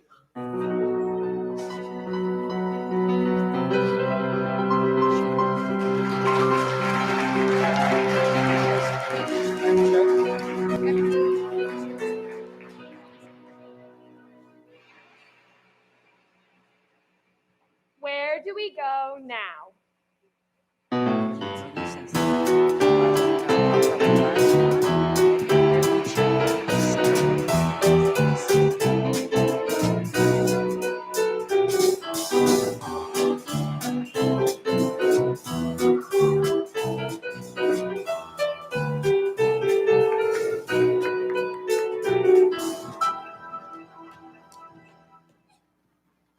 Well, I guess this is it. Tom, this is for you from Victor and I. It's not much, but we just wanted you to know how much we appreciated all you've done for the patients. They've come so far and they could have never done it without you. Stay loose, man. I really am gonna miss you, Tommy. You're the only guy I've ever known who was more interested in what was in my heart than what was in my clothes. You did a good job. For a kid. I hope you get what you want out of life. Maybe I'll see you on the outside someday. Whenever I hear the wind blow, I'll think of you. No! No! Please stay! Please, I want you to stay! Don't leave, I please! can't do that, Betty, but I'll try and come and see you whenever I can. Don't worry, Betty. We'll be here. Don't be afraid. We're all a family here. I'll take care of you. We're all a family here. It was my distinguished pleasure to have worked with you, Mr. Brennan. Should ever need my expert assistance at any later date, please do not hesitate to call. Anytime you need anyone to play any of the children's parts, just give my agent a call. I know. I'm very good. Everybody's just dying to hire me. I know. They say natural ability. Oh, hell! Dirty Mary's gonna miss seeing your chirpy burpy face around this place. Dirty Mary don't want you going, no bloomin' flume place. That's enough. Thank you. I'm going to miss all of you. I'm sure I'll always remember you. I guess I better go. Bye. Taxi's waiting. The time of your departure is coming fast. Goodbye, Tom. God bless Bye, you. everyone. Hey, Tom. Thomas said bye. Bye. Follow me.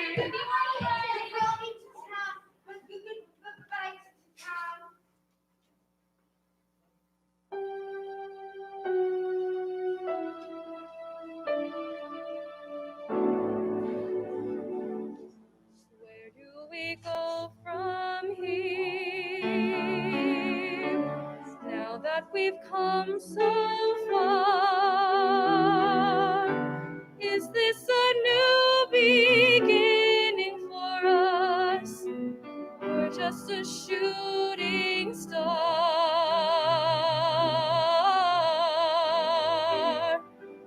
Where do we go from here? Where does this journey lead?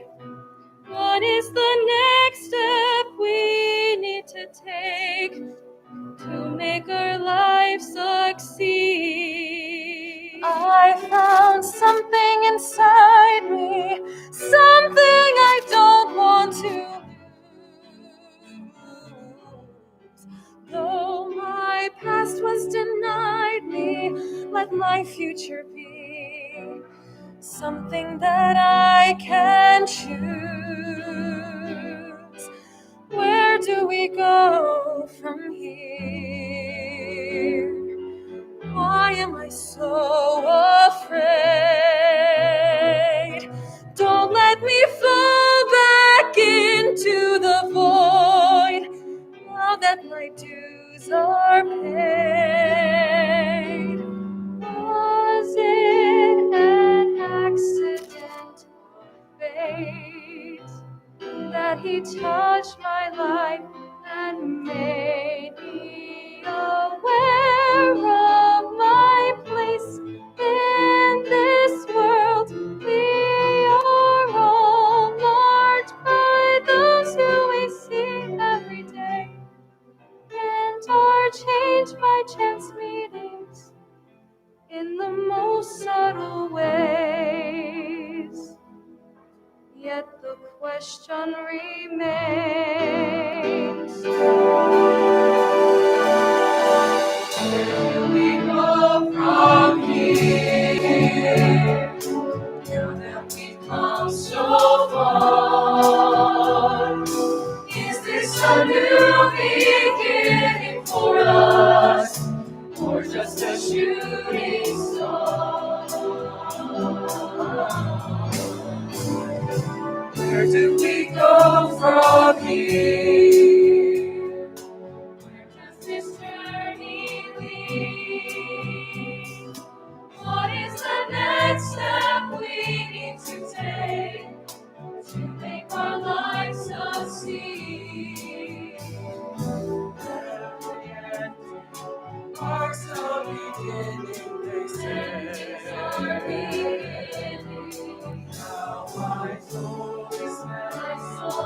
One thing we're feeling to stay. Stay.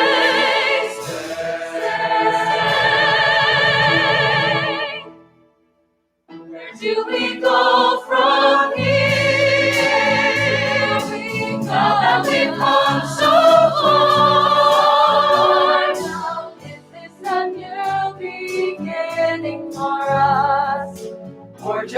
shooting star.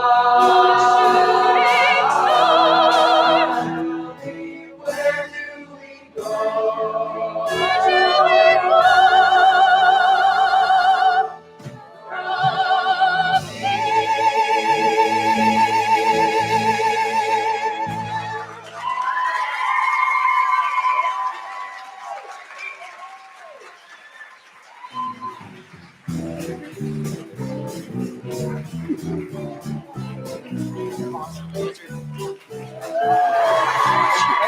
Thank you guys so much. You guys are gonna do great. Are you gonna keep doing Rehearsal?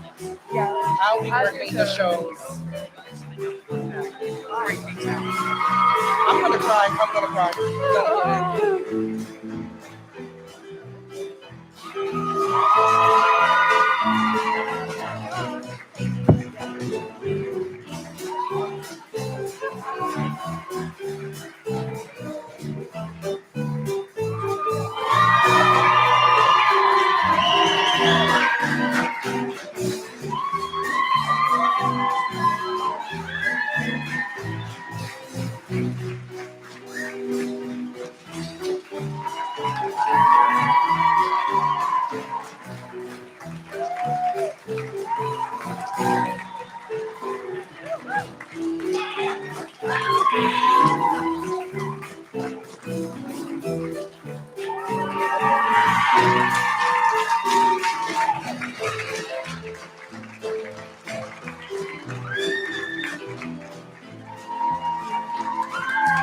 What made you selfless in the bank? Get you back, you evil Satan, or you'll find out what's in store. Don't you know that heroes waiting for the saints that heaven door? For us, heroes round you out for shore. Paradise is waiting for us when we reach that heaven door. Hey guys. Hi. I'm Anna Rosa Sforza, and I'm just gonna give some shout outs. So first we have Mariner, and Mariner has Mariner has filmed all my shows I've been since I started Crystal when I was 7 years old. Thank you so much, Mariner, for putting all your hard work into the videos and photos and making them look really great and sound amazing. Thank you so much. Also, I'd like to give shout outs to some of our staff. First, we have Pat McGill. She's an amazing voice and music theory teacher here. We also have Thomas Purvis and Shayla Russo, who are our dance teachers. And Catherine and Felicia, who are also voice teachers here at Crystal. They're amazing. And also a little special shout out to Alice Jackins, who is our choreographer. Thank you so much. You made this show super amazing. We love you. That's it. Thank you.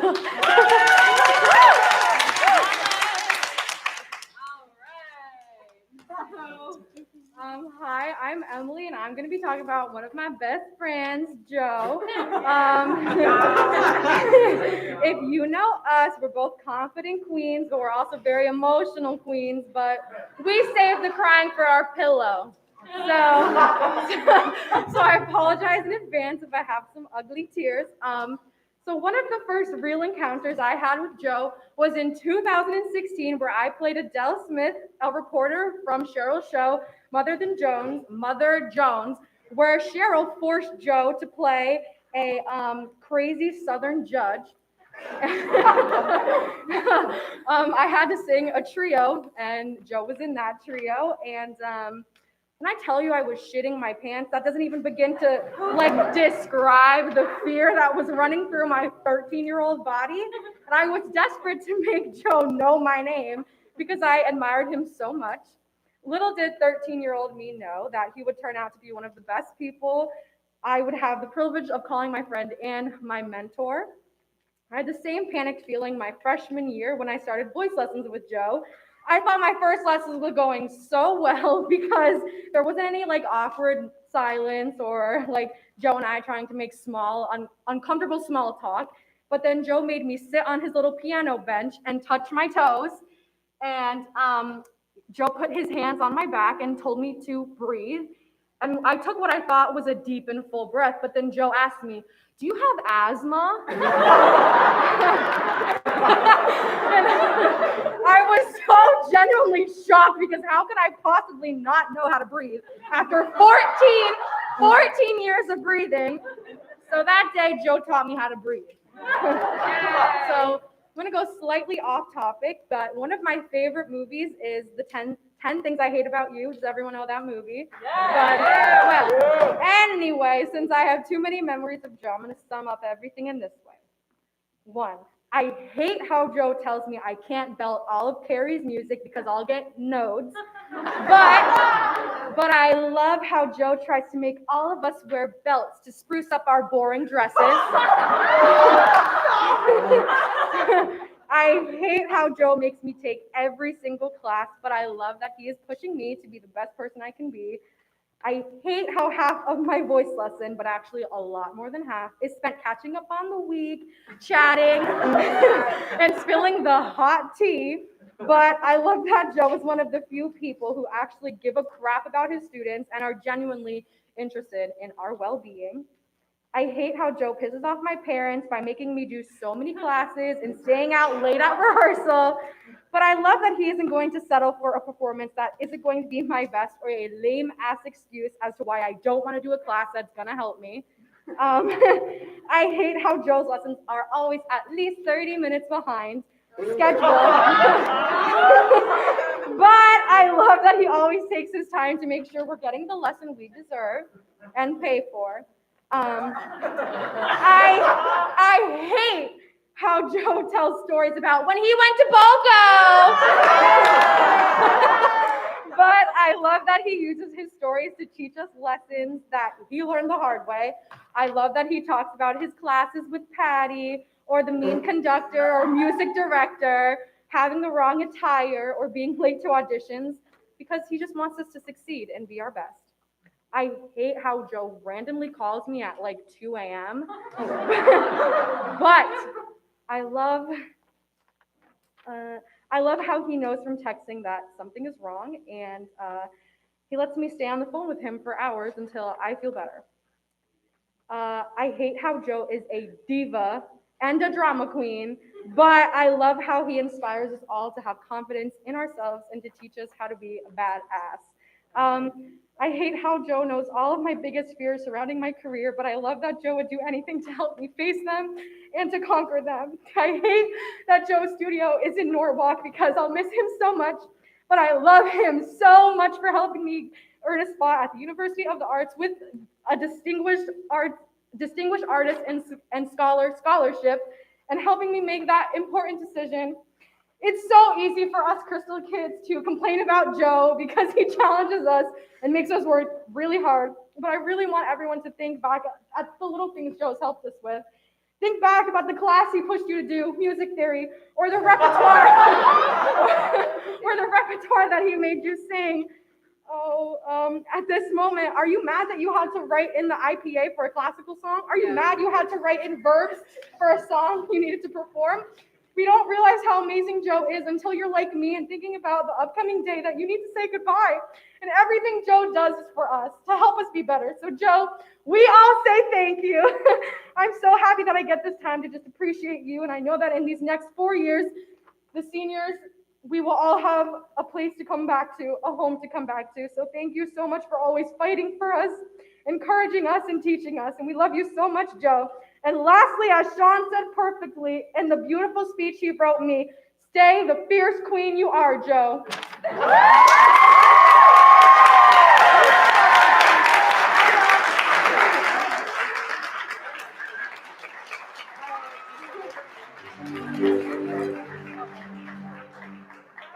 No.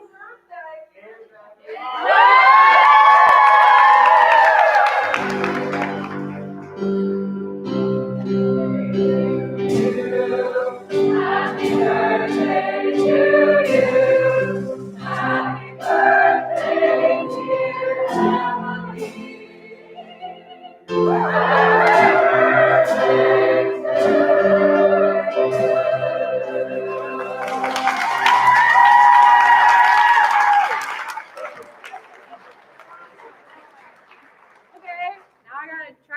I guess. So, okay. So, thanks, Sean. So our next lovely member of Crystal Theater is someone who's been here from day one. She is one of our co-owners of the theater. She is also our costume queen and our impromptu sound director. Shout out to you, Alex, for taking that off.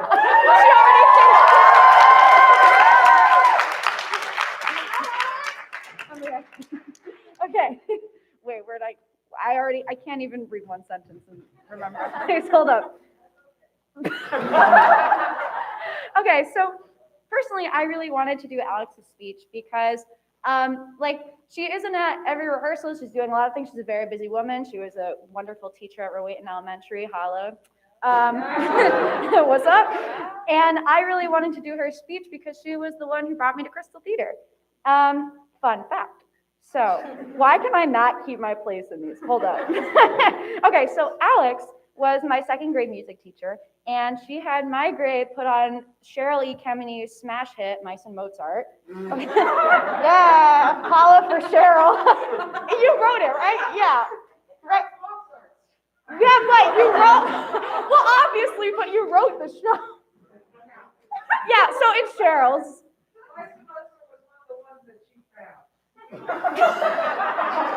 Disregard everything I just said. Okay, but basically, it's a smash hit. It's a good show. It's a banger. It's a good show. So basically, Alex had us put on Mice and Mozart, which is exactly what it sounds like. It's mice and men, but instead of men, it's Mozart. But not everyone's Mozart. Everyone's a rat. But basically, point is, on the first day of second grade, when we started our auditions, I auditioned for Anna Maria, and I can still quote all my lines to this day. Thank you, Alex. Do it. And, all right. And, Where did I go? Yeah, put it on, Alex. But anyway, I auditioned, and Alex pulled me aside after rehearsal, and she said, "Hey, you should come to this thing that I own casually called Crystal Theater." And I was like, "What is that, Alex?" And she was like, "It's a theater that I own, like I just said, and it would be a lot of fun if you want to come do it." So I did, and I came here, and I fell in love with performing, and I fell in love with this stage, and I fell in love with the friends and the community that I built here, and everyone that comes to support us. Thank you guys for coming. And now I'm off to college for vocal performance, and it's something that's very important to me. Can you? Boston U. Anyway. Thanks, Ryan. So, anyway. Okay, Syracuse. Okay, anyway, I'll get back to it. So basically, I owe a big part of my life to Alex. And Alex, I don't know if you know this, but there are so many little things that you do for us, the way you're so detail-oriented and how you push us to do the small things that lead to a giant impact. Like giving us the perfect costume. I can say that everybody here has one costume that they absolutely remember, and it's all thanks to Alex. Right? Yeah. Yeah. Absolutely. And she's also the queen of sound. So anyway, let me skip. Skip. Okay, so, wow, this is impromptu. Alex, I don't know where I would be if you hadn't told me to come to Crystal. I don't know what I'd be doing right now. I'd probably be doing something really boring. I'd probably be like an accountant or something. No offense to the accountants, though. You're so hard. So sorry. I'm off the rails right now. You are so hardworking and dedicated. You care about every kid that comes in and out of this theater, and your hard work makes all the difference. The little things you do, from giving a kid to the perfect costume to making us laugh by cinching Riley's spring pants with a binder clip, have such a big impact on us and here our time at Crystal. I'm so grateful to have known you, and we all appreciate the things we do for us. You do for us. We love you very much. Thank you for bringing me to this wonderful place and setting my future on its own path, and I found where I want to be, and it's all thanks to your little push. So thank you, Alex.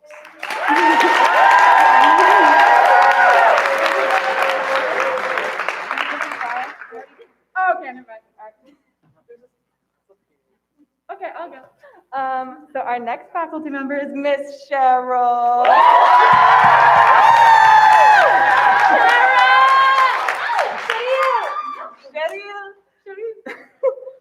So I think everyone here knows, like Lauren said, that there would be no Crystal Theater without Cheryl, and we all would not be here today. I've known Cheryl for about 5 years, and I had no idea the impact that she would make on my life when I first met her at Broadway Blast singing Freddie My Love from Freeze, which also signed up for the summer. And even before that, I remember doing Ellis Island at Our Lady of Fatima with Joe, and Joe telling us, make sure it's good because the woman who wrote the show is coming to see it. You've given us all so many opportunities, from right here in Norwalk at Crystal Theater, all the way to Hungary. I'll never forget having breakfast in Schiafolk with you and talking about college, or busking on the Budapest streets with the dancers, or struggling to find shirts that fit these long arms, and honestly learning more about history through your shows and our little chit chats than I did in AP US history last year. When I first joined Crystal, I never imagined I'd be standing here as a senior, but there was something constantly pulling me, and I'm sure everyone else, back to this theater. It's the environment that you've created where we can voice crack, fall flat on our faces, cry, laugh, and most of all, learn. What we can't do is leave without hanging up our costumes. It's our home away from home, and I mean every word of that. You've done so much more than just direct shows at Crystal Theater, and I hope you know that. You've allowed us to grow, to dream and chase those dreams, as all the seniors up here will do come the fall. Oh, I lost my place. To see the world, discover ourselves, our strengths and our weaknesses, and create lifelong friendships. A million thanks are not enough, but thank you, Cheryl, for sharing your time, energy, and love of performing with all of us. We love you.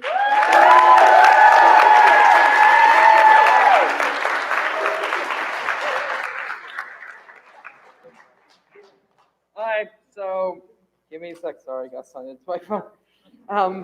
Okay, next we have is Dr. Churchill, Zach.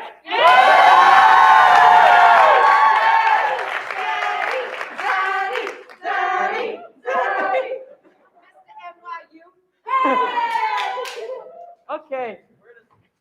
Unlike most of the seniors here, Zach, I only met you 7 months ago at Sally. Throughout those 7 months, I learned how such a great actor you are with this show and Pinocchio and everything else. Your great piano skills, helping us all out. And also your great dog walking skills with Joe. But overall, Zach, you're a great person, and I hope you do well in the future. I remember you were the second person after Cheryl I met and coming into Crystal that very first day. Oh God. We talked about college, we talked about so much stuff. I just want to say thank you.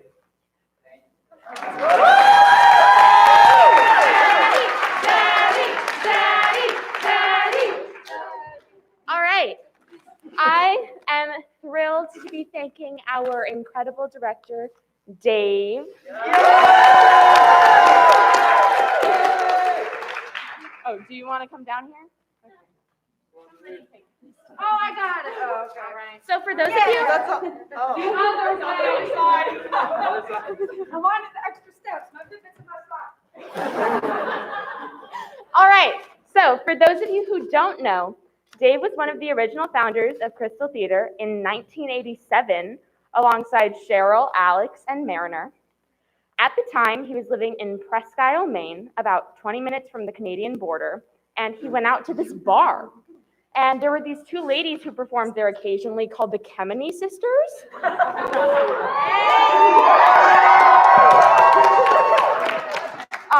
He got to talking to them, and they said, hey, you should move to Norwalk, Connecticut, and open a children's theater with us.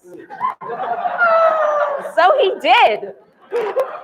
He moved 550 miles because two ladies he met singing in a bar told him to. And that's how Crystal Theater began. Through Crystal Theater, Dave has directed many musicals, and he's even written two, Without Passion or Prejudice and Louder Than Words. He's also taken the stage in Mother Holly, Living the American Dream, A Spinning Tale, and a bunch of other shows. But Dave's work at Crystal slowed down when his daughter was born. Me! For a lot of the kids in this show, this is their first time working with Dave, but I've been working with him my whole life. So I've been able to witness his passion, patience, and positivity firsthand. Whether Dave is painting our living room coffee table a new color spontaneously, or dressing up for a photo shoot, or saving bottle caps for a recyclable art project, Dave is always working on a passion project. Most recently, it's been Louder Than Words. Every day, a new package would show up at our house with hospital robes, a rag doll, or materials to make a Statue of Liberty crown. He put very sincere thought and work into this performance to make it the best that it could be. Thank you. Dave is also incredibly patient. He's patient with me when I take an hour to get ready in the morning, and he's been patient with all of us as we've developed our characters over the last couple of months. Most importantly, Dave has always had a positive and optimistic outlook on life. He's always there to cheer you up if you need a shoulder to rest on, and he has a can-do attitude. Rather asking, what can we do instead, he asks, how can we make this work?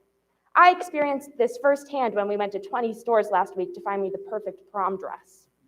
Aww. So Dave, thank you for that optimism, patience, and passion. Thank you for teaching me how to tie my shoes, how to braid my hair, and how to say the alphabet backwards. And thank you for listening. And thank you for listening to Cheryl and Alex that night at the bar in Maine, so we could all be here together right now at this incredible show. Thank you all for coming.